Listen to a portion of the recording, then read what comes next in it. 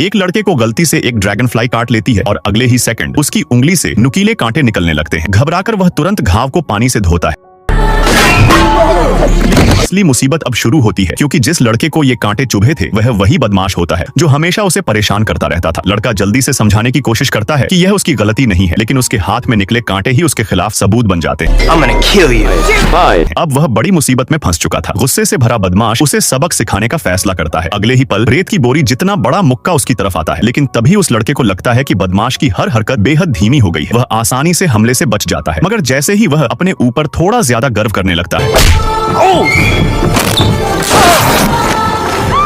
घबराया हुआ रिक तुरंत मुड़ता है और स्कूल से भाग निकलता है। रास्ते में वह एक बंद गली में जाकर छिप जाता है। वह जानना चाहता था कि आखिर उसके साथ हो क्या रहा है, और तभी उसे एक चौंकाने वाला सच पता चलता है। वह बिल्कुल स्पाइडरमैन की तरह दीवारों पर चढ़ सकता था। यहाँ तक कि वे खतरनाक करतब भी, जिनकी उसने कभी कल्पना तक नहीं की थी, अब उसके लिए बेहद आसान हो चुके थे। वह अपनी नई ताकतों से उत्साहित ही हो रहा था कि तभी सड़क से एक तेज और कर्कश हॉर्न की आवाज सुनाई देती है। दरअसल एक बड़े ट्रक के ब्रेक फेल हो चुके होते हैं। ट्रक बेकाबू होकर सड़क पार कर रही एक बुजुर्ग महिला की तरफ तेजी से बढ़ रहा था। बिना एक पल गंवाए रिक हवा के झोंके की तरह दौड़ता है और बुजुर्ग महिला को धक्का देकर सुरक्षित जगह पर पहुंचा देता है। सभी लोग सोचते हैं कि रिक अब जरूर मर गया होगा, लेकिन उनकी हैरानी का ठिकाना नहीं रहता जब वह बिल्कुल सुरक्षित खड़ा दिखाई देता है। आदमी, मुझे यकीन नहीं हो रहा, तुमने उस बुजुर्ग महिला की जान बचा ली।